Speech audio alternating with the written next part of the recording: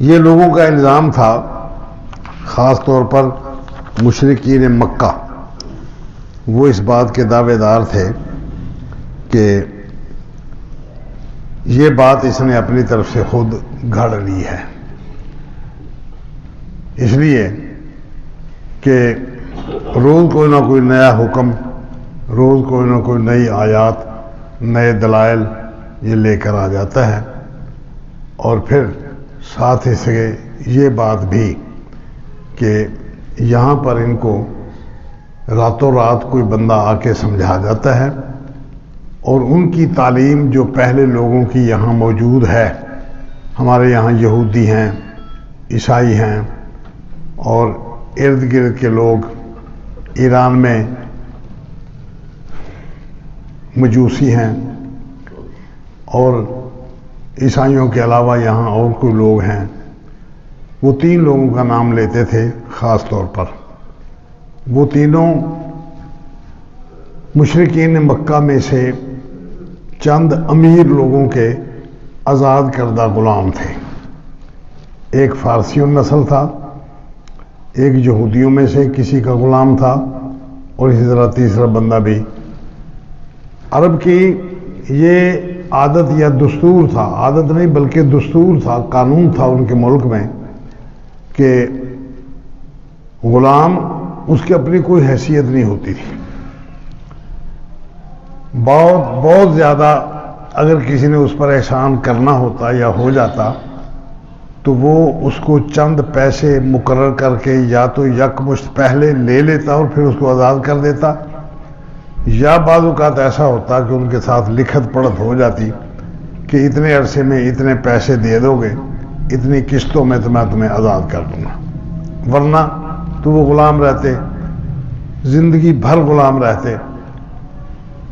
غلام بنانے کا طریقہ بھی بڑا عجیب تھا، یا تو کسی قوم پر حملہ کر دیا، وہ اگر شکست کھا گئے تو ان کا مال لوٹ لیا، عورتوں کو قابو کر لیا، بچوں کو قابو کر لیا، اور اس کے بعد ان کو غلام بنا لیا، یا راہ چلتے مسافر کسی کو پکڑا، کان میں سوراخ کیا، اس کان کے اندر ایک چھلا ڈال دیا، غلام بنا۔ اب یہ غلامی زندگی میں کبھی ختم نہیں ہو سکتی تھی، اس لیے کہ ان کا دستور تھا کہ جس کے کان میں سوراخ ہے، جس کے کان میں سوراخ ہے، بس یہ سوراخ اب مٹ نہیں سکتا، یہ سوراخ اب پر نہیں ہو سکتا، نہ پر ہو یہ سوراخ اسی طرح قائم رہے گا، اور غلامی کا ٹکا اس پر لگ گیا، اب ہمیشہ کے لیے غلام ہوئے، الا یہ کہ اعلان کر دیا جائے کہ فلاں علاقے میں فلاں بندے کا فلاں غلام تھا، اس کو اس طرح آزاد کر دیا گیا ہے، بس، ورنہ تو اس کے پاس کوئی اختیارات نہیں ہوتے تھے، وہ جہاں بھی جائے گا وہ کان کا سوراخ اس کو رہنمائی کرے گا کہ یہ غلام ہے۔ وہ تین بندے تھے، کچھ تھوڑے بہت پڑھے لکھے تھے، ان کی طرف منسوب کر دیا کہ یہ یہودیوں سے، عیسائیوں سے، یا ان تین غلام ہیں، یہ تھوڑے تھوڑے پڑھے لکھے لوگ ہیں، ان سے یہ پہلے لوگوں کی قصے کہانیاں سن لیتا ہے، یا تو ان کی کچھ عبارتیں، ان کی کتابوں کی کچھ عبارتیں، یا اپنی طرف سے بندہ ذہین ہے بڑا، اپنی طرف سے وہ مضامین گھڑ کے اپنے لفظوں میں پیش کر دیتا ہے۔ یہ بہت بڑا الزام تھا، اور اس طرح واضح الزام تھا کہ اللہ تبارک تعالیٰ کے رسول صلی اللہ علیہ وسلم یا سننے والے لوگ اس کو سن کے واقعتاً اس کی اہمیت کے قائل ہوتے تھے، لیکن قائل ہونے کے بعد کر کچھ نہیں سکتے تھے۔ مثلاً دیکھیں، الزام لگا دیا، نبی اکرم صلی اللہ علیہ وسلم اس معاشرے کے فرد ہیں، 40 سال پہلے تک اسی معاشرے میں رہتے ہوئے کوئی الزام نہیں لگا کسی طرح کا، کوئی بات کوئی بندہ کہہ نہیں سکا کہ اس بندے نے فلاں بندے سے پیسے لیے، نہیں دے سکا، فلاں سے ادھار لیا، نہیں دے سکا، فلاں موقع پر اس کی یہ کمزوری سامنے آئی، فلاں موقع پر یہ کمزوری سامنے آئی، آج تک کوئی بندہ یہ الزام نہیں دے سکا۔ اس الزام کی نہ ہونے کی وجہ جب اللہ کے رسول صلی اللہ علیہ وسلم نے ان لوگوں کے سامنے یہ اعلان کیا کہ مجھے آپ نے کیسا پایا، لوگوں نے کہا سچا. بس یہ ساری کی ساری مخلوق کا تھرو آؤٹ اعلان تھا. کسی بندے نے یہ الزام نہیں دیا کہ نہیں جی یہ سچا تو ہے لیکن فلاں موقع پر اس نے جھوٹ بولا تھا. اچھا، یہ جو دعویٰ کر رہا ہے یہ بات تو صحیح ہے اس کی، آج تک کسی نے کوئی اعتراض نہیں کیا اس پر، لیکن فلاں موقع پر فلاں بندے سے فلاں جگہ پر اس پر یہ الزام لگا تھا. اب جب اللہ تبارک تعالیٰ کے رسول صلی اللہ علیہ وسلم نے اعلان نبوت کیا اور بات آگے بڑھی تو اس اعلان نبوت کے بعد یہ الزامات لگنے لگے. قرآن مجید نے اس کا دفاع کیا لیکن ایسے عجیب انداز میں کہ وہ لوگ اپنے آپ اپنے غصے کے ساتھ یا تڑپ کے رہ گئے لیکن جواب نہیں کو دے سکا. نبی اکرم صلی اللہ علیہ وسلم نے واپسی جب ان کو یہ بات کہی کہ وَلَقَدْ لَبِثْتُ فِيكُمْ عُمَرًا أَفَلَا تَعْقِلُونَ، میں تمہارے اندر عمر کا ایک حصہ گزار چکا ہوں. وہ کتنا حصہ؟ 40 سال زندگی کے. افلا تعقلون، تمہیں عقل نہیں آتی بات کرتے ہوئے؟ بیوقوفی کی جو بات کرتے ہو، مجھ پر الزام لگاتے ہو، تمہیں یہ بات سمجھ نہیں آتی کہ میں 40 سال سے یہاں رہ رہا ہوں، ان 40 سالوں میں آج تک مجھ پر کوئی الزام نہیں لگا. آج تم مجھ پر یہ الزام لگا رہے ہو کہ فلاں بندہ گھڑ کے اس کو سلا دیتا ہے اور یہ اپنے طرف سے ان باتوں کو گھڑ کے لوگوں کے سامنے پیش کر دیتا ہے. حقیقت کچھ نہیں. نبی اکرم صلی اللہ علیہ وسلم ان پر الزام لگائے گئے اور صرف کیا الزام لگائے گئے؟ کوئی کہتا ہے ساحر ہے، جادوگر ہے. جادوگر ہونے کی وجہ کیا تھی؟ وہ کہتے تھے کہ جو بندہ اس کے ساتھ مل جاتا ہے یہ ایسا جادو کا کوئی اثر کرتا ہے کہ وہ اس کا مسمرزم ہو کے اس کے ساتھ ماتحت ہو جاتا ہے. اب وہ غریب ہے تو غربت امارت کا اس کے سامنے کوئی اہمیت نہیں ہوتی. اس نے بس غربت ہے تو غربت رہے، اس نے کبھی اس بات کا سوچا نہیں کہ اس کے ساتھ مل کے اور غریب ہو جاؤں گا یا اس کے ساتھ مل کے پورے عرب کا دشمن بن جاؤں گا یا پورے عرب میرے ساتھ دشمنی اختیار کر لے گا.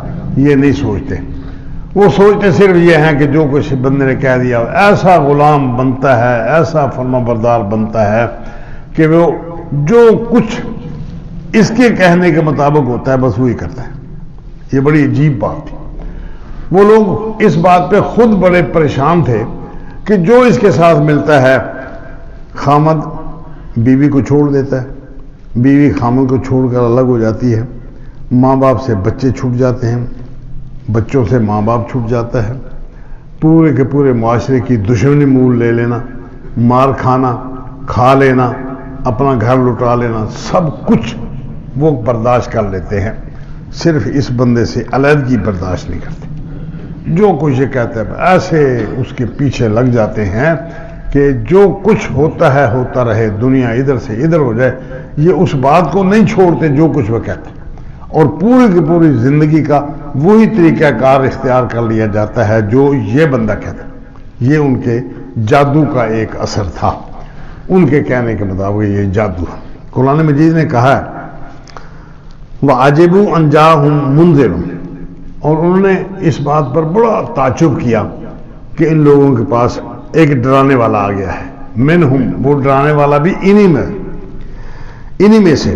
وَقَالَ الْكَافِرُونَ هَذَا سَاحِرٌ كَذَّابٌ، کافروں نے کہا کہ یہ بندہ جادوگر ہے اور بہت جھوٹ بولتا ہے، بڑا جھوٹا ہے. اچھا، اب جھوٹ آج تک کوئی ثابت نہیں کر سکا.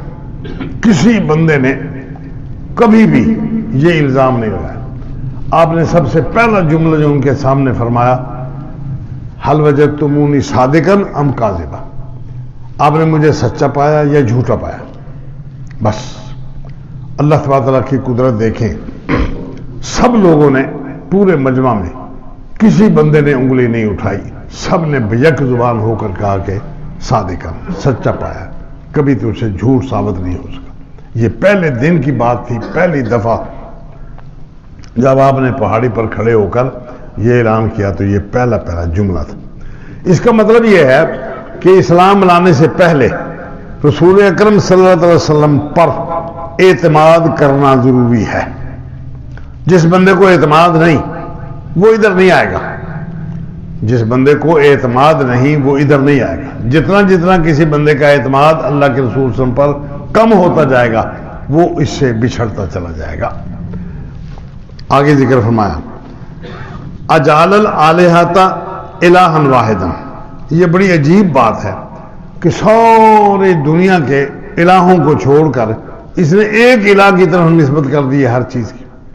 بھائی ہمارے تو سینکڑوں الہ ہیں، کوئی بیٹے بیٹیاں دینے والا ہے، کوئی رزق دینے والا ہے، کوئی بارشیں برسانے والا ہے، کوئی بگڑی بنانے والا ہے، کوئی کسی کے کام کو سدھارنے والا ہے۔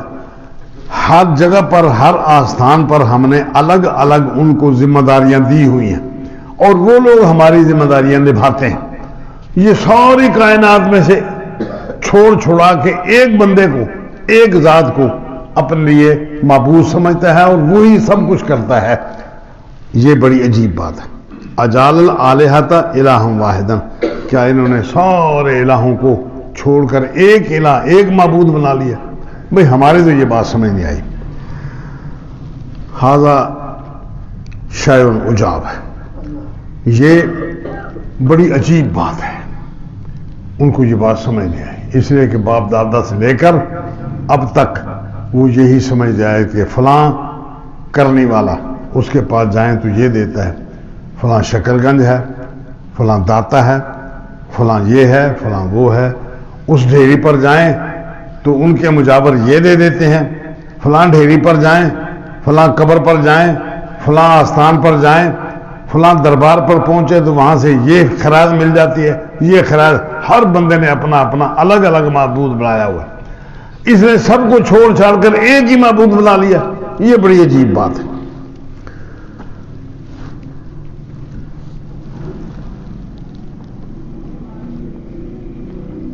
وَانْطَلَقَ الْمَلَأُ مِنْهُمْ أَنِ امْشُوا وَاصْبِرُوا عَلَىٰ آلِهَتِكُمْ، ان کے سرداروں نے یہ باتیں سنی تو جو بڑے بڑے لوگ تھے وہ اکٹھے ہو کر آئے، وہ یہ کہہ کر چل دیے کہ یہاں سے چلو، اور تم لوگ، یعنی سردار اٹھ کے چلے گئے اور جاتے ہوئے یہ پیغام دے گئے کہ تم لوگ وَاصْبِرُوا عَلَىٰ آلِهَتِكُمْ، اپنے الہوں پر صبر کرنا ہے، مطمئن رہنا ہے۔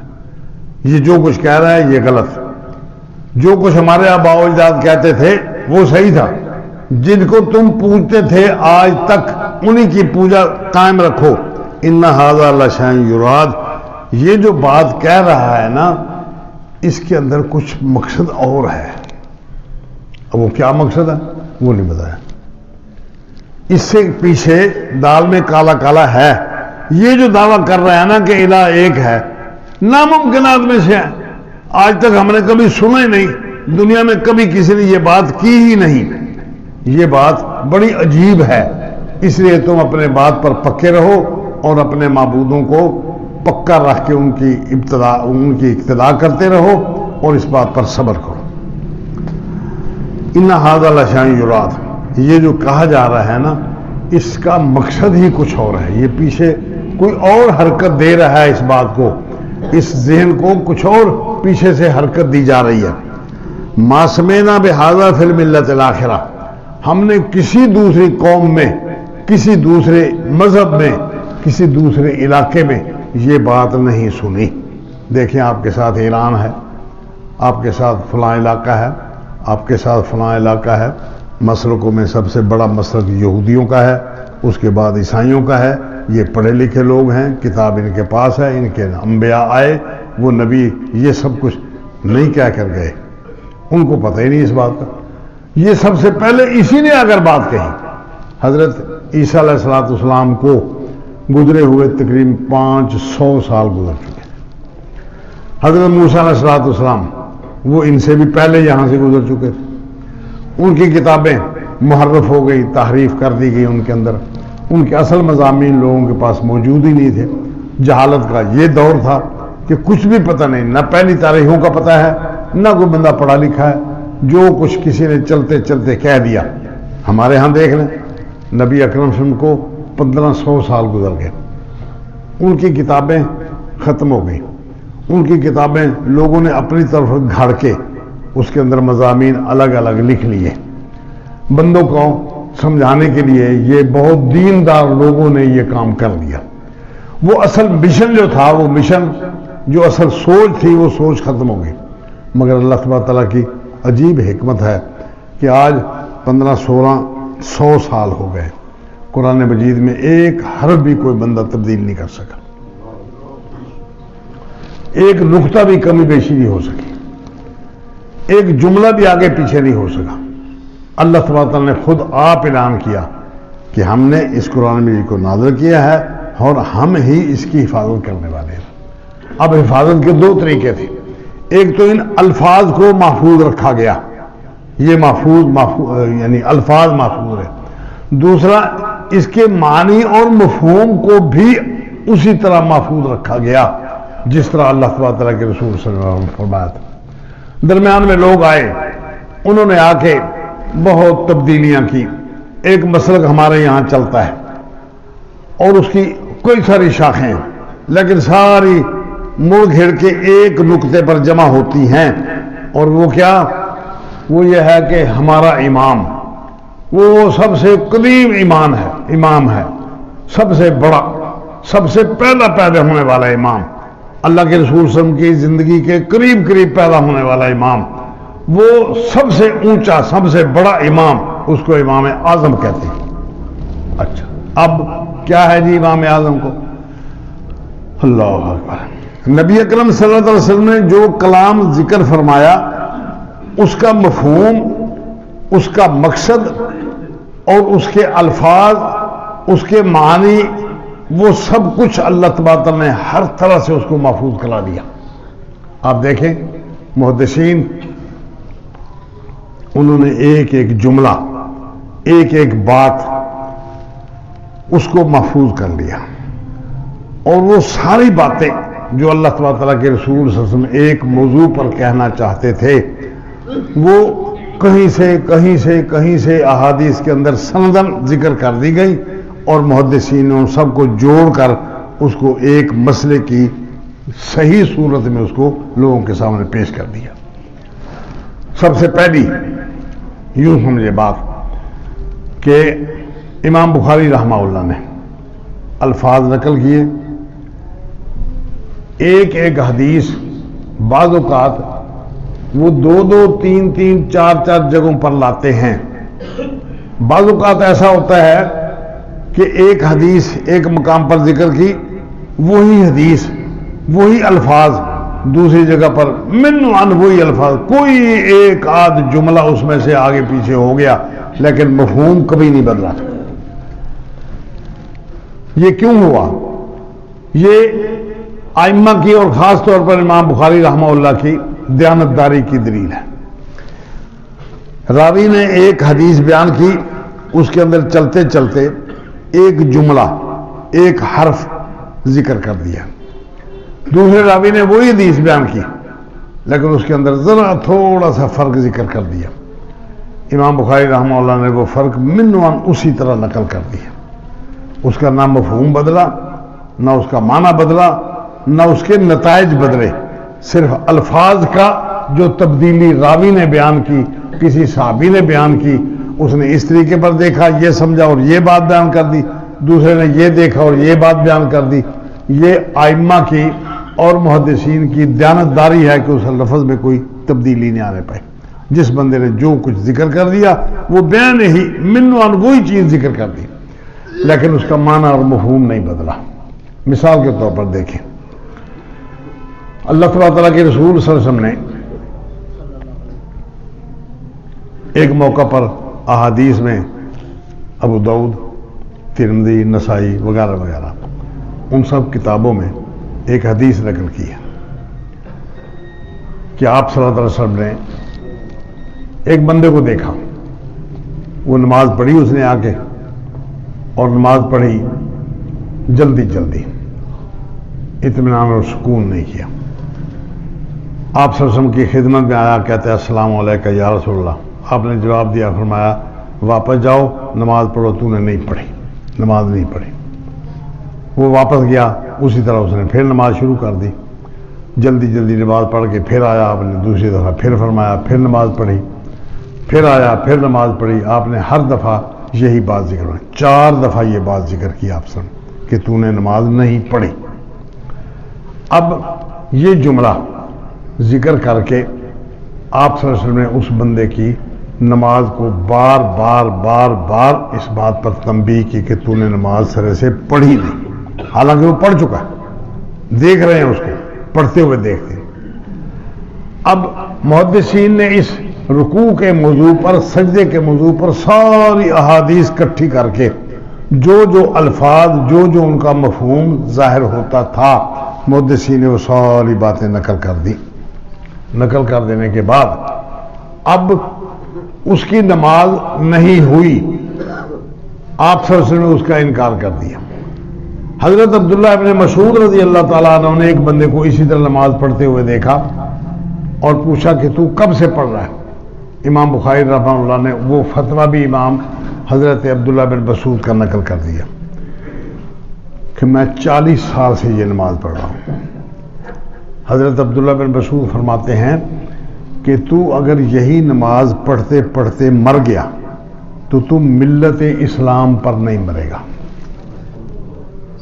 یہ ہے صحابی رسول صلی اللہ علیہ وسلم کا تاثر، صحابی رسول صلی اللہ علیہ وسلم کی تربیت کا نتیجہ کہ انہوں نے اس پورے کے پورے موضوع کو لے کر ساری احادیث کے الفاظ کو جمع فرمایا اور جمع فرما کے نتیجہ یہ نکالا کہ اگر تو یہی عمل کرتے کرتے مر گیا، اب 40 سال سے تو نماز پڑھ رہا ہے تو مر گیا تو ملت اسلام پر نہیں مرے گا۔ اب تو کیا مرے گا؟ کفر پر مر جا، شرک پر مر جا، جو کچھ تو مرتد ہو کے مر جا، جو کچھ تو مرے گا وہ ملت اسلامیہ نہیں ہوگی، اللہ تبارک تعالیٰ کے سامنے تیری یہ عبادت قبول نہیں ہوگی۔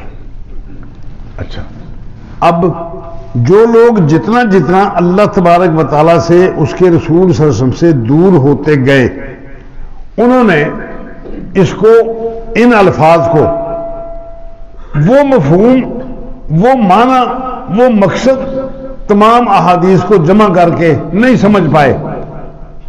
انہوں نے ان الفاظ کو لغت کی شان پہ چڑھایا اور لغت کی شان پہ چڑھا کے وہ جو اندر اللہ کے رسول صلی اللہ علیہ وسلم جو جوہر اس کے اندر پیدا کرنا چاہتے تھے، جو مفہوم اس کے اندر سے آپ بیان کرنا چاہتے تھے، اس کو چھوڑ دیا اور وہ اس شان پہ چڑھا دیا کہ یہ رکوع، رکع یرکع رکن، یہ رکوع اصل میں لغت میں یہ بات نقل کی گئی ہے کہ اس کا معنی ہے انحنا، لغت کے اندر معنی جھک جانا، بس۔ اب جھکنا کیسے؟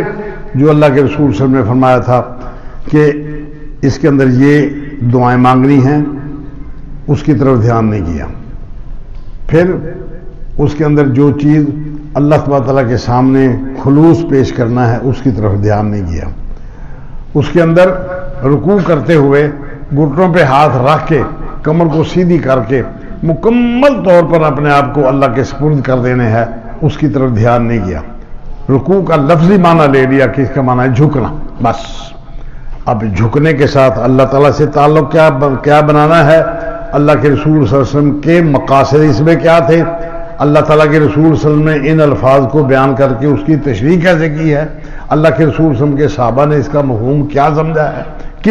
وہ سب چیزیں چھوٹ گئی، صرف لغت کی شان پہ چڑھا کے اس کو اس بات پر لے آئے کہ بس جو ہمیں سمجھ آ گئی ہے بات، اس کے اندر اللہ تعالیٰ کے رسول صلی اللہ علیہ وسلم کیا بات سمجھانا چاہتے ہیں کہ کھڑے کھڑے قیام کرتے کرتے آپ صلی اللہ علیہ وسلم کے پاؤں زخمی ہو گئے، ان سے خون نکل آیا، آپ صلی اللہ علیہ وسلم کے پاؤں سوج گئے، خون پاؤں میں جمع ہو گیا، اتنی تکلیف برداشت کی۔ بی بی عائشہ رضی اللہ تعالیٰ عنہ نے پوچھا یا رسول اللہ آپ کے تو گناہ ہی نہیں ہیں، آپ اتنی تکلیف کیوں برداشت کرتے ہیں؟ فرمایا عائشہ، جس اللہ نے مجھ پر یہ احسان کیا ہے کہ اس نے مجھے گناہوں سے بچا لیا، میں اس کا شکریہ نہ ادا کروں؟ یعنی رکوع کا معنی، قیام کا معنی اتنی لمبی لمبی نماز پڑھ کے اللہ تعالیٰ کے سامنے اس کے احسانات کا شکریہ ادا کرنا مقصود ہے، یہ اس کے اندر جوہر۔ پھر اس کے ساتھ آپ نے فرمایا کہ اللہ تبارک و تعالیٰ کے بندہ سب سے زیادہ قریب ہوتا ہے جب وہ سجدے میں ہوتا ہے۔ اب یہ ساری چیزیں چھوڑ چھاڑ کے ایک لفظ لے لیا اور اس کا لغت میں معنی لے لیا۔ اب آپ مجھے یہ سمجھائیں کہ جو اللہ تبارک تعالیٰ کے رسول صلی اللہ علیہ وسلم کا مفہوم ہے وہ لغت کی سان پہ چڑھا کے اس لفظ سے وہ کشید کیا جا سکتا ہے؟ وہ لفظ اس کو سمجھایا جا سکتا ہے کہ اس کے اندر جوہر کیا ہے، اس کے اندر اصل مقصود کیا ہے، اللہ تبارک تعالیٰ کے رسول نے صحابہ کرام کو کیا چیز سمجھائی ہے؟ تشریف لے جا رہے ہیں، دیکھا ابو بکر صدیق رضی اللہ تعالیٰ عنہ بہت ہلکے ہلکے اپنی زبان کے ساتھ نماز پڑھ رہے ہیں، اتنا ہلکے ہلکے کی آواز باہر نکلتی ہی نہیں۔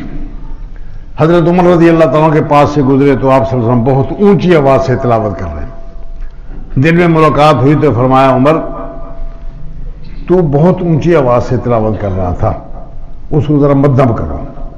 ابو بکر آپ بہت آہستہ بول رہے تھے، اس میں تو اپنے آپ کو بھی نہیں سنائی دیتا۔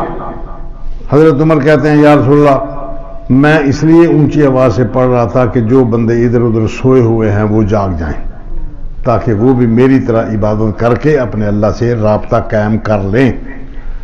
حضرت ابو بکر صدیق نے عرض کیا کہ یا رسول اللہ جس کو میں سنوانا چاہتا تھا وہ میری ہلکی ہلکی آواز کو بھی خوب سمجھتا ہے، میرے مفہوم کو خوب سمجھتا ہے، میرا تعلق اس سے جڑ چکا تھا۔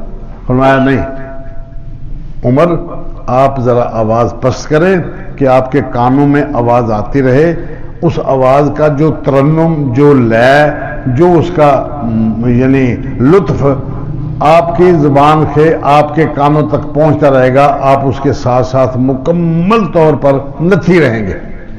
ابو بکر کو فرمایا کہ ذرا آواز اونچی کرو، بہت پستی سے۔ اللہ تبارک تعالیٰ تو واقعی سن رہا تھا، وہ تیرے مفہوم کو سمجھتا ہے، لیکن تجھے آپ کو وہ الفاظ خود بخود سمجھ آ کے تو ان کے ساتھ مکمل نتھی نہیں ہو سکتا، اس لیے ذرا تھوڑا اونچا رکھو آواز کو اور تو تھوڑا سا پست کر کے ذرا آہستہ ہو، تاکہ انسان کے اپنے کانوں میں اپنی آواز جب آئے گی تو وہ مکمل ذہنی طور پر ان الفاظ کے ساتھ اس کا تعلق جڑے گا۔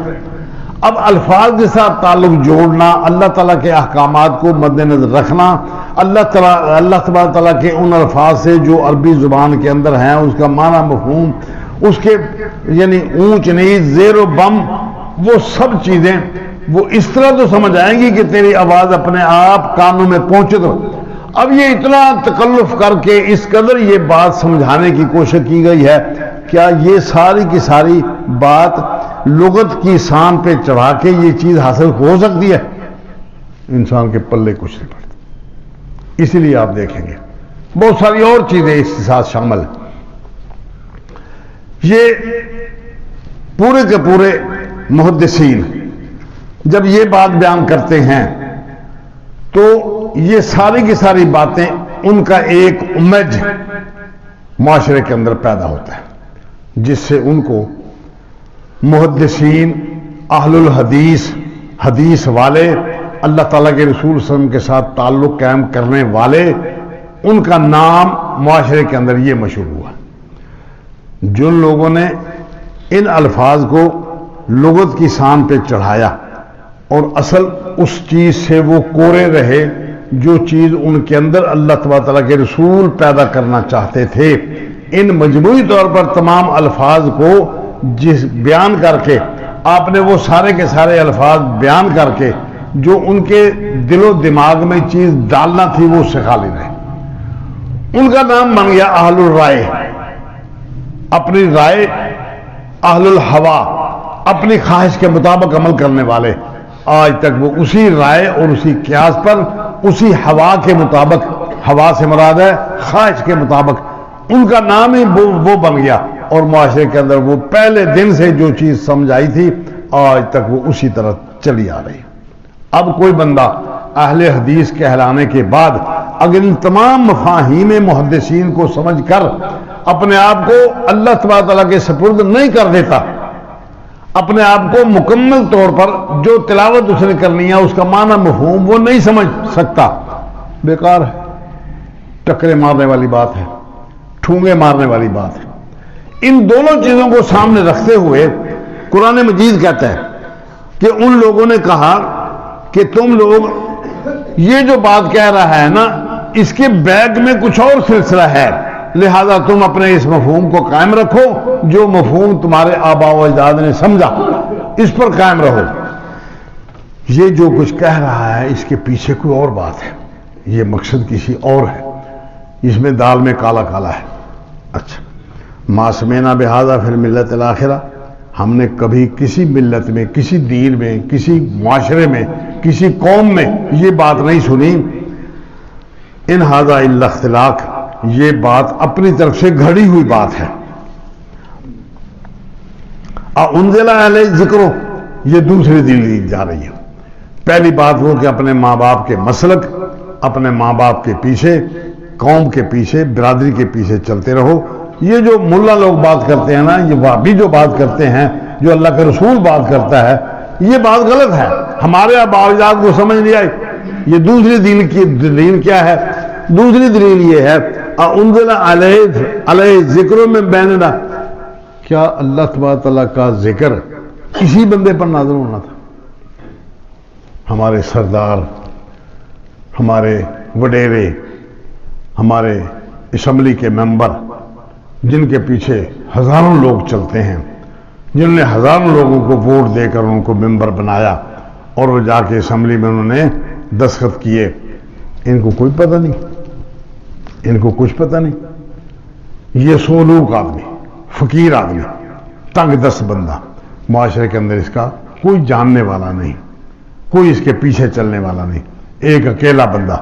کیا یہ ذکر اسی پر نازل ہونا تھا؟ من بیننا، ہمیں چھوڑ کر ہماری طرف اللہ نے توجہ نہیں کی، حالانکہ ہم اتنے بڑے بڑے تمندار ہیں، اتنے بڑے بڑے سردار ہیں، اتنے لوگ ہمارے پیچھے چلتے ہیں، ہمارا کہا ہوا لوگ مانتے ہیں۔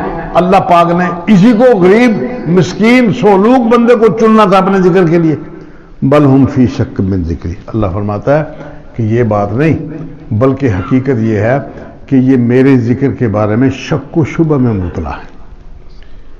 یہ نہیں بات آپ کو سچا کہتے ہیں، کسی نے آپ کو جھوٹ کی کبھی نسبت نہیں کی، اپنے مقام پر وہ سچا سمجھتے ہیں، لیکن صرف بات یہ ہے کہ ہمارے اس بات میں یہ شک کرتے ہیں کہ یہ ذکر اس پر نازل کیا گیا ہے، اپنے آپ کو بڑا سمجھتے ہیں، اس کو کمتر سمجھتے ہیں۔ جنگ بدر میں ابو جہل کا بھانجا، وہ ابو جہل کو لے کر شہر میں چلا گیا، کہتے ہیں ماما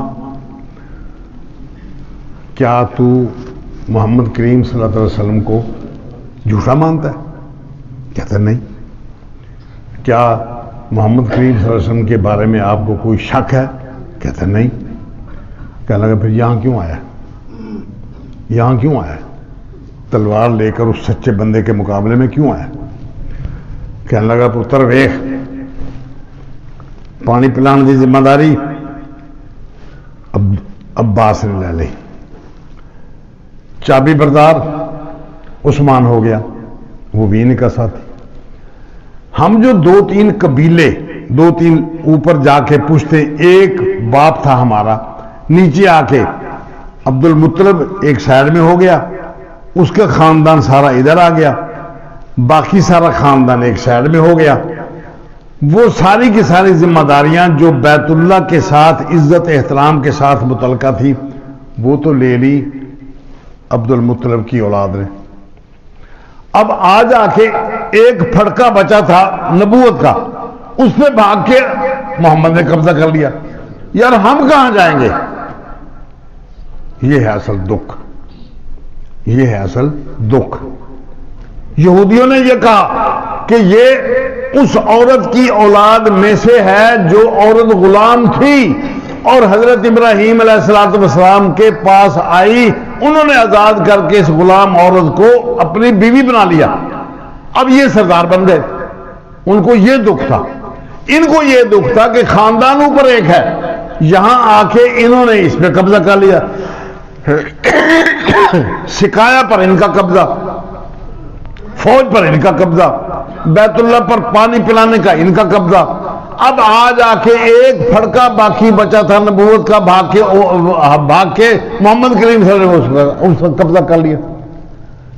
ہم تو اس دکھ کو روتے ہیں کہ ہمارا خاندان ایک, اوپر چڑھ جائیں تو سارے کا سارا خون ایک, ساری کی ساری نسل ایک, ایک بندہ وہ ہمارا دادا ہے, یہ بھی اس کے اولاد ہیں, وہ بھی اس کی اولاد ہیں.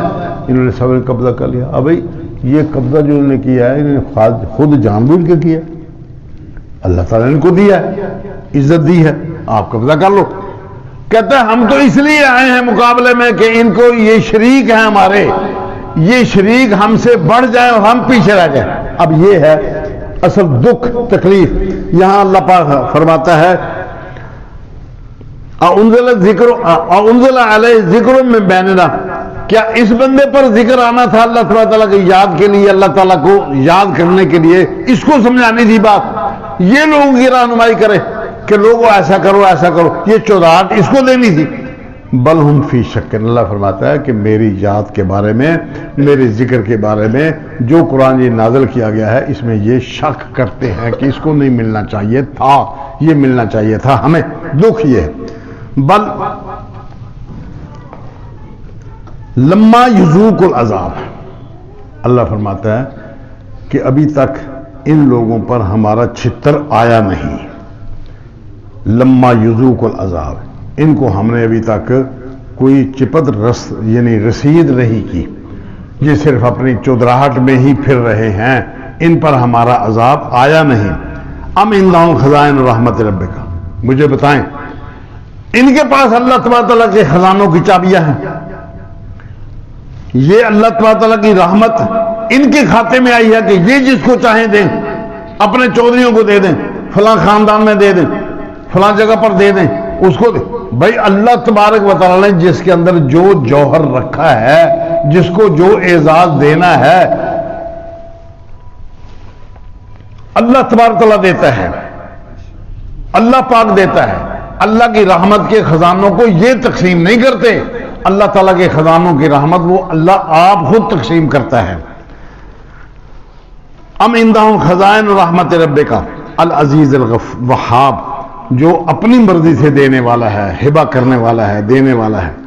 ام لہم ملک السماوات والارض, اللہ فرماتا ہے کیا ان کے پاس ہے ملکیت آسمانوں کی اور زمین کی, وما بینہما, اور جو کچھ اس کے درمیان اللہ کی رحمت کے حصول کے ذرائع ہیں, ان کو پتہ ہے اس بات کا. فلیرتقوا فی الاسباب, یہ چڑھ جائیں آسمانوں پر, دنیا کے اسباب ڈھونڈ کر ان کو اختیار کر لے, جو کچھ کر سکتے ہیں کرتے رہیں. جند ما ہنالک محزوم من الاحزاب, یہ چھوٹا سا لشکر ہے, یہ چھوٹے سارے اکٹھے کر لیے جائیں نا مشرکین مکہ, چند لوگ ہیں یہ بس. حالانکہ اس سے پہلے لوگوں پر حضرت نوح علیہ السلام آئے, انہوں نے نوح علیہ السلام کی تکذیب کر دی. فرعون آیا, کتنا بڑا اس کے پاس اقتدار تھا, اس نے اللہ کے رسول کی تکذیب کر دی. وہ آئے احزاب, اصحاب الایکہ آئے, پھر عاد آئے, قوم سمود آئی, یہ اللہ پاک نے آگے ذکر کیا. ان سب کو صرف اس وجہ سے ہم نے مارا ہے کہ انہوں نے رسول کی بات نہیں مانی. ان سب پر عذاب آیا اس لیے کہ انہوں نے رسول کی بات نہیں مانی. آپ قرآن میں دیکھ جائیں, کسی امام اعظم کا کوئی تذکرہ نہیں, کسی کلگی والے کا کوئی ذکر نہیں, کسی بڑے کا کوئی تذکرہ نہیں, کچھ بھی نہیں ہے. صرف بات آ جا کے چلتی ہے اللہ تبارک و تعالیٰ کے احکامات کی اور اس کی تشریح کرنے والے اللہ کے رسول, بس. وہ بات آج بھی وہی ہے, وہ بات آج سے 1500 سال بھی وہی تھی, صرف اسی بات پر. فرمایا یہ تو چھوٹا سا ایک گروپ ہے مکہ کے اندر رہنے والے لوگ, بس ان کو ابھی تک کوئی جوتا نہیں لگا. اس سے پہلے فلاں فلاں فلاں فلاں انبیاء علیہ السلام کے مخالفین کو ہم نے غرق کر دیا، برباد کر دیا. ان کو یہ بات سمجھ نہیں آتی آج تک. اور آج دیکھیں وہی کچھ ہو رہا ہے. جو بندہ اللہ تبارک تعالیٰ کے رسول صلی اللہ علیہ وسلم سے پیچھے ہٹے گا، جتنا پیچھے ہٹے گا، اللہ تبارک تعالیٰ کا قانون بڑا حساس ہے، بڑا حساس ہے. وہ بال کی کھال ادھاڑ کے اتنا حصہ اس کو دیتا ہے جتنا کوئی بندہ اللہ کے رسول سے دور ہوتا ہے. بھلے وہ نمازیں پڑھتا رہے، جو کچھ کرتا رہے. نبی اکرم صلی اللہ علیہ وسلم کو اللہ پاک نے یہ ساری باتیں اپنی رحمت سے سمجھا دی. قرآن مجید نے نبی اکرم صلی اللہ علیہ وسلم کے بارے میں ذکر کیا ہے کہ آپ پر ہم نے قرآن مجید نازل کیا ہے تاکہ آپ لوگوں کو وضاحت کر کے اس کی سمجھائیں. جب وہ بات لوگوں کو سمجھا چکے، اس سمجھ آنے والی بات جو اللہ آپ کو سمجھائے نا، اس کے مطابق فیصلہ کر. اب اللہ سبحانہ وتعالیٰ کیا سمجھائے گا، کیسے سمجھائے گا؟ لوگ اس میں مین میخ نکالتے ہیں. دیکھو جی قرآن مجید ہے، اس کو پڑھو.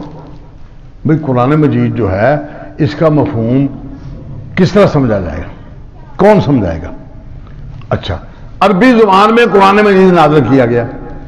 اب عربی زبان کا جو مفہوم اللہ نے اپنے رسول کے ذمہ لگایا ہے، وہ مفہوم اللہ ہی آپ کو سمجھائے جا. بما اراک اللہ ہو، جو اللہ تجھ کو دکھائے، جو اللہ تجھ کو اس کا معنی سمجھائے، اس کے مطابق عمل کرنا ہے. اب اللہ تبارک تعالیٰ کے رسول صلی اللہ علیہ وسلم کو جو معنی سمجھایا گیا، جو بات سمجھائی گئی، اس بات کے مطابق عمل کس طرح کیا جائے گا؟ نبی صلی اللہ علیہ وسلم نے ممبر پر کھڑے ہوئے، ممبر پر کھڑے ہو کے 2 گانا نماز ادا کی. حالانکہ وہ ٹائم نماز پڑھنے کا نہیں تھا، ٹائم نماز پڑھنے کا نہیں تھا.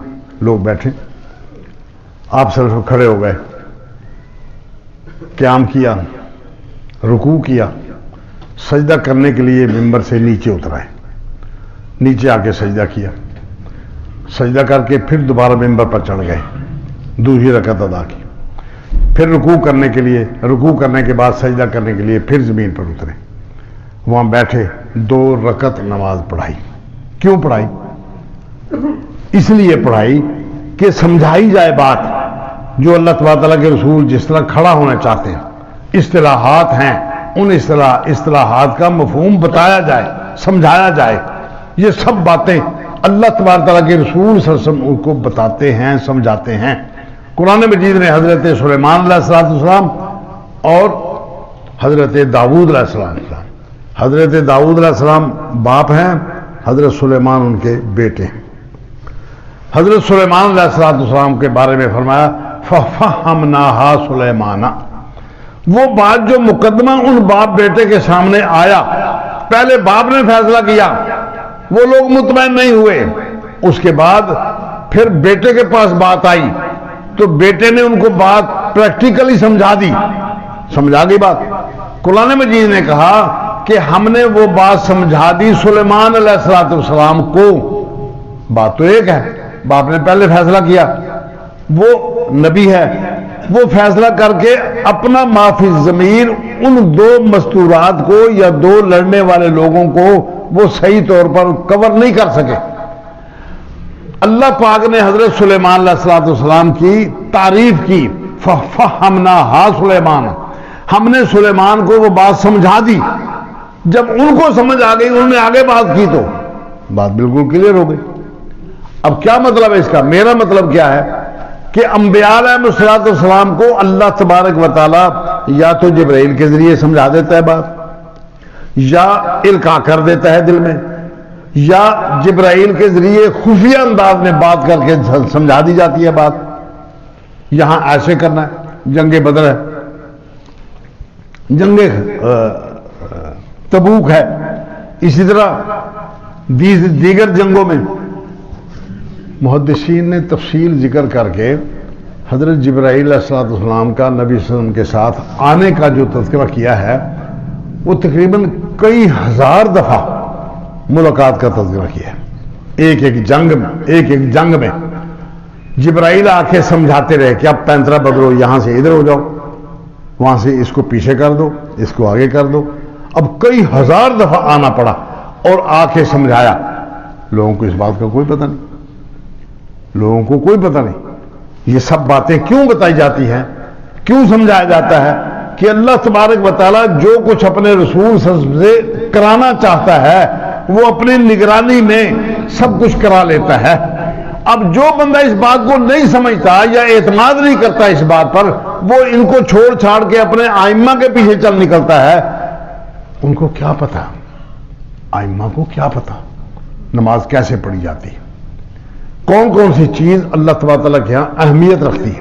آپ نے فرمایا کہ بندہ سجدے میں ہوتا ہے، اللہ تعالیٰ کے سب سے زیادہ قریب وہ بندہ ہوتا ہے جو سجدے میں، اس لیے فاجتہدوا فی الدعاء، سجدے کے اندر دعا مانگنے میں جد و جہد کرو، کوشش کرو، محنت کرو کہ اللہ تعالیٰ کے سب سے زیادہ قریب ہے بندہ۔ اب یہ باتیں جو اندر کی باتیں ہیں وہ کس طرح سمجھائے گی بات؟ اللہ تبارک تعالیٰ کے رسول صلی اللہ علیہ وسلم رات کو آدھی رات کو اٹھ کھڑے ہوتے ہیں، فرمایا ہم تجھ پر ایک قرآن مجید نازل کرنا چاہتے ہیں، وہ بہت بھاری بھرکم وزن کے اعتبار سے نہیں، مفہوم کے اعتبار سے، عمل کے اعتبار سے بندے کے لیے بڑا پریشان کن مرحلہ ہے کہ آدھی رات کو بندہ اٹھ جائے، تہجد کے وقت بندہ اٹھ جائے، نماز فجر سے پہلے بندہ اٹھ جائے۔ اب اس وقت جس کو نیند پسند ہے، اللہ تبارک تعالیٰ آسمان دنیا پر تشریف لا کے فرماتا ہے کوئی بھوکا میں اس کو کھلاؤں، ہے کوئی پیاسا میں اس کے پانی کا بندوبست کروں، ہے کسی کے پاس کپڑا نہیں ہو تو میں اس کا بندوبست کروں۔ اعلان اعلان کرتا ہے، باقاعدہ اعلان ہوتا ہے۔ اب نبی اکرم صلی اللہ علیہ وسلم نے ارشاد فرمایا کہ جو بندہ اس وقت اٹھ کے اللہ تعالیٰ سے مانگ لیتا ہے مل جاتا ہے۔ ایک حدیث میں امام بخاری رحمہ اللہ نے نقل فرمایا کہ آپ صلی اللہ علیہ وسلم نے ارشاد فرمایا جو بندہ رات کو بیدار ہو جائے، ٹائم نہیں ذکر کیا، رات کو سوتے میں بیدار ہو جائے اور سوتے میں بیدار ہو کے وہ فوری طور پر دعا مانگ لے، لا الہ الا اللہ وحدہ لا شریک لہ لہ الملک و لہ الحمد وہو علی کل شیء قدیر، الحمد للہ و سبحان اللہ واللہ اکبر ولا حول ولا قوت الا باللہ۔ یہ جملہ، یہ دعا اس طریقے پر وہ ادا کر لیتا ہے، اس کا معنی مفہوم سمجھ لیتا ہے۔ فرمایا اس کے بعد وہ بندہ کہہ لیتا ہے اللہم اغفر لی، یا اللہ مجھ کو بخش دے، او دعا، یا کوئی دعا مانگ لیتا ہے، استجیب لہ، اس کی دعا قبول ہو جاتی ہے۔ یہ پتھر پہ لکیر ہے، یہ پتھر پہ لکیر ہے، جو بندہ یہ دعا مانگے اس کی دعا قبول ہے۔ وَإِن تَوَضَّأَ، آگے لفظ ذکر فرمائے، اگر وہ بندہ وضو بنا لیتا ہے، قُبِلَتْ صَلَاتُهُ، اس کی نماز بھی قبول ہو جاتی ہے، اس کی نماز قبول ہو جاتی ہے۔ آگے پیچھے آپ نمازیں پڑھیں، سنت کے مطابق پڑھیں، اللہ تعالیٰ سے رحمت کی توقع ہے کہ وہ نماز اللہ قبول فرمائے گا کہ وہ اللہ کے رسول کی سنت کے مطابق ادا کی گئی ہے۔ لیکن اس نماز کے بارے میں آپ نے پتھر پر لکیر ڈال دی ہے، قبل الصلاۃ، اس کی نماز قبول ہو جائے۔ اب کون ہے وہ بدنصیب ہی شخص ہو سکتا ہے جو اللہ تبارک تعالیٰ کے اعلان کے بعد پھر سویا رہے، پھر فجر کی نماز بھی جماعت کے ساتھ رہ جائے، پھر اس کی نماز کے بدلے میں اس کی نیند اس کو زیادہ پیاری ہو، اور وہ بندہ اٹھ کے 10 منٹ 15 منٹ 20 منٹ آدھا گھنٹہ پہلے اٹھ کے وہ اللہ تعالیٰ کے سامنے ہاتھ نہیں جوڑ سکا؟ کیسا بدنصیب بندہ ہے، کس طرح کا وہ بندہ ہے؟ کھایا اللہ کا، پہنا اللہ کا دیا ہوا، پیا اللہ کا دیا ہوا، سانس اللہ نے توفیق دی وہ لے رہا ہے، نیند اللہ نے توفیق دی۔ پوچھو ان لوگوں کو جن کو ساری رات نیند نہیں آتی، گولیاں کھا کے سونا پڑتا ہے، یہ فکر کیوں اس کے دل میں ڈالا گیا؟ یہ سزا اس کو کیوں مل گئی؟ نیند نہیں آئی، کیوں نہیں آئی نیند؟ نبی صلی اللہ علیہ وسلم نے اس کے لیے دعا سکھائی کہ جو بندہ رات کو جاگتا رہتا ہے اس کو نیند نہیں آتی، اس کے لیے دعا مانگ کے بتایا آپ نے کہ یہ الفاظ کہو، اللہ تبارک تعالیٰ اس کی دعا قبول فرمائے گا۔ یہاں یعنی حقیقتاً بیان کر دیا گیا کہ یہ دعا مانگ کے جو بندہ رات کو اٹھ جاتا ہے اور یہ دعا مانگ لیتا ہے اس کی دعا بھی قبول ہے۔ اللہم اغفر لی کہتا ہے تو اللہ اس کے گناہوں کو بخش دے گا۔ فرمایا نیک لوگوں کی صفات ذکر فرمائی کیا صفات ذکر فرمائیں؟ وہم، اور وہ لوگ بالاسحار ہم یستغفرون، سحری کے وقت وہ لوگ اللہ سے بخشش مانگتے ہیں. وہ یہی بخشش ہے، یہی دعا ہے، یہی بخشش. فرمایا وہ بندہ اللہ تعالیٰ کے ہاں غافل نہیں لکھا جاتا جو بندہ صبح فجر میں نماز سے پہلے اٹھ کے 10 آیات قرآن مجید کی تلاوت کر لیتا ہے. کون سی 10 آیات؟ کوئی سی 10 آیات. 2 رکعت نماز پڑھ لی، 5 آیات ایک رکعت میں پڑھ لی، 5 آیات دوسری رکعت میں پڑھ لی. یہ بندہ اللہ تعالیٰ کے ہاں غافل نہیں ہے کہ یہ بندہ جاگ رہا ہے، یہ بندہ سویا ہوا نہیں ہے، یہ بندہ میری یاد سے غافل نہیں ہے. اس بندے کی حفاظت کرنا ہے. جو بندہ فجر کی نماز جماعت کے ساتھ پڑھ لیتا ہے، عشاء کی نماز جماعت کے ساتھ پڑھ کے سویا، فجر کی جماعت کے ساتھ پڑھ لی، پوری رات یہ بندہ قیام کرتا رہا. اللہ کے ہاں لکھا جاتا ہے پوری رات یہ بندہ قیام کرتا رہا، اس نے قیام کیا. اب اللہ تعالیٰ کے ہاں یہ بندہ قابل قبول ہے، اس کا عمل قابل قبول ہے. دعا مانگے تو وہ بھی قبول ہے، جو کچھ اللہ تعالیٰ سے مانگ لے گا وہ بھی قبول ہے. البتہ قبولیت کا پھر آگے مرحلہ اور ہوتا ہے کہ قبول وہ منوان وہی چیز ملے گی یا اس کے بدلے میں ملے گا، یا اسی وقت ملے گی، دیر سے ملے گا. اگر نہیں ملتا، دنیا میں نہیں ملتا، تو آخرت ضائع نہیں ہوتی. یہ بات اللہ تعالیٰ سے معافی مانگنے کی بات جو ہے نا، معافی مانگنے کی بات، یہ ضائع نہیں ہوتی. دنیا میں نہ صحیح، آخرت میں ضرور اس کا بدلہ ملے گا. ایک یہی تو دنیا میں ایک عمل ہے جو کسی طور پر بھی ضائع نہیں ہوتا.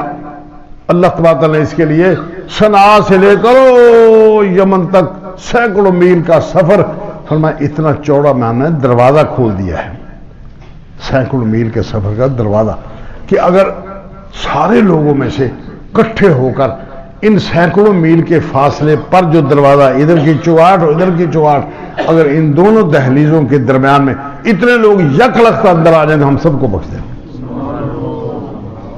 اتنے لوگ سب یک لخت آ جائیں ہم سب کو بخش دیں. آپ اندازہ کریں اللہ تبارک تعالیٰ کی رحمت کتنی وسیع ہے. یہاں ذکر فرمایا کہ ام یقولون افتراہ، کیا یہ لوگ یہ دعویٰ کرتے ہیں کہ اللہ کے رسول نے اس کو خود گھڑ لیا ہے؟ قل ان افتریتہ، کہہ دو اگر میں نے گھڑ لیا ہے فلا تملکون لی من اللہ شیئا، تم میرے معاملے میں اللہ سے کوئی چیز کے مالک نہیں بنے، میں جانوں میرا کام جانوں. هو عالم بما تفیضون، جو کچھ آپ کہہ رہے ہیں یہ بھی اللہ کو پتہ ہے، میں جو کچھ کہہ رہا ہوں اس کو بھی پتہ ہے. تم میرے ضامن نہیں ہو، اور جو کچھ تم کر رہے ہو میں اس کا ضامن نہیں ہوں. میں تمہیں بات سمجھا رہا ہوں. کفا بہ شہیدا بینی و بینکم، اللہ کافی ہے میرے اور درمیان تمہارے درمیان گواہی دینے والا. اللہ بتائے گا کہ اس نے جھوٹ گھڑ کے تمہارے سامنے پیش کیا، غلط بیانی کر کے تمہارے سامنے آیا. اللہ یہ بھی بتائے گا کہ تم نے اس پر کون سا جھوٹ گھڑ کے اس کے بعد میں بیان کی. وہ الغفور الرحیم، اور بخشنے والا میں. دیکھیں اللہ کے رسول پر الزام لگ رہا ہے، اللہ کے رسول پر الزام لگ رہا ہے. انہوں نے الزام لگا دیا، نامینیٹ کر کے بندوں کو بتا دیا کہ فلاں فلاں بندے اس کو سبق دیتے ہیں، اور یہ آ کے دعویٰ کر دیتا ہے کہ اللہ کی طرف سے یہ بات آئی ہے. یہ سب باتیں بتانے کے بعد کتنا بڑا الزام ہے. نبی صلی اللہ علیہ وسلم نے ارشاد فرمایا، من کذب علیہ متعمدن، جو بندہ مجھ پر الزام لگائے گا اور جھوٹ گھڑے گا میری طرف، فلیتبوأ مقعدہ من النار، اس کو چاہیے کہ وہ اپنے ٹھکانہ جہنم میں بنا لے. اللہ کے رسول کے بارے میں وہ بات کہہ دی جو میں نے نہیں کہی، اور اس بندے نے الزام لگا دیا کہ اللہ کے رسول نے یہ بات کہی ہے، حالانکہ اللہ کے رسول نے نہیں کہی. اور میں اس کا ٹھکانہ جہنم ہے، اس کو چاہیے کہ وہ اپنا ٹھکانہ جہنم میں بنا لے. اب ان لوگوں کا ٹھکانہ ہو گیا جہنم کہ اللہ کے رسول صلی اللہ علیہ وسلم نے کوئی بات نہیں کہی.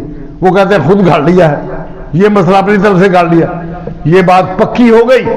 آگے فرمایا وہ الغفور الرحیم، وہ بخشنے والا مہربان ہے. اور کتنا بڑا الزام نبی صلی اللہ علیہ وسلم نے دنیا میں ہی اس بندے کو یہ بات بتا دی کہ جس بندے نے اللہ کے رسول صلی اللہ علیہ وسلم کے خلاف جھوٹ بولا وہ اپنی جگہ جہنم میں بنا لے. آخر میں فرمایا کہ اللہ بخشنے والا مہربان. کیا مطلب اس کا؟ کہ اگر آج بھی یہ لوگ اللہ کے رسول کی طرف سیدھے ہو کے آ جائیں تو ہم سب کچھ بخش دیں گے، سب کچھ بخش دیں. پچھلی زندگی ختم. اب جو بندے برادری لے کر بیٹھے ہیں جو بندے اپنا علاقے اور وسیب کی بات مان رہے ہیں، جو اللہ کے رسول کے علاوہ کسی اور کی بات مان رہے ہیں، جو اپنے برادری بیس پر بیٹھے ہیں، آباء و اجداد کو لے کر بیٹھے ہیں، اور وہ باتیں اللہ کے رسول صلی اللہ علیہ وسلم کی دین کے خلاف ہیں، اللہ تعالیٰ کے رسول صلی اللہ علیہ وسلم کی حدیث کے خلاف ہیں، ان کا انجام کیا ہوگا؟ اور اللہ تعالیٰ کی رحمت کی وسعت دیکھیں کہ اللہ تعالیٰ نے اسی ایک جملے کو اتنا زبردست لمبا کر کے سمجھایا۔ نبی صلی اللہ علیہ وسلم نے فرمایا کہ اس جگہ سے لے کر اس جگہ تک اتنا بڑا دروازہ ہے، ہزاروں لوگ، لاکھوں لوگ اگر یک لخت اس میں سے گزر جائیں اور وہ یہی جملہ کہتے رہے کہ اللہ ہمیں معاف کر دے، معاف ہو جائے۔ اب زندگی پہلی اس کو ختم، آج سے وہ زندگی جو اللہ تعالیٰ کے رسول صلی اللہ علیہ وسلم کے مطابق زندگی ہے۔ برادری کیا ہے؟ نہیں بخشوا سکتی برادری۔ مسلک کیا ہے؟ نہیں بخشوا سکتا مسلک۔ جماعت کیا ہے؟ نہیں بخشوا سکتی۔ دوست کیا ہیں؟ نہیں بخشوا سکتے۔ باپ کیا ہے؟ نہیں بخشوا سکتا۔ بیٹا کیا ہے؟ نہیں بخشوا سکتا۔ یہ سارے ایک دوسرے کا لنک تو ہے، لنک تو ہے ایک دوسرے کا، لیکن ہدایت اور گمراہی کے ساتھ۔ فرمایا کہ دنیا میں جب بھی کہیں کوئی مظلوم بندہ مارا جائے گا، ناحق مارا جائے گا، قتل ہو جائے گا، اس کے گناہ کی چین چلے گی اس بندے سے لے کر آج 11 تاریخ۔ مثلا ایک بندہ آج قتل ہو گیا، قاتل نے اس کو قتل کر دیا، فرمایا اس وقت سے چین چلے گی۔ حضرت آدم علیہ السلام کا وہ پہلا بیٹا جس نے اس دنیا میں قتل کا رواج ڈالا ہے، یہ چین چلے گی۔ اس بندے کا گناہ ان تمام لوگوں سے، ہزاروں، لاکھوں، کروڑوں، اربوں لوگوں سے ہوتے ہوتے ہوتے اس تک جا کر پہنچے گا کہ اس نے سب سے پہلے یہ طریقہ کار، یہ طریقہ واردات دنیا میں جاری کیا تھا۔ آپ اندازہ کریں اس بندے تک کتنے گناہ ہوں گے، اس بندے تک کتنے گناہ ہوں گے۔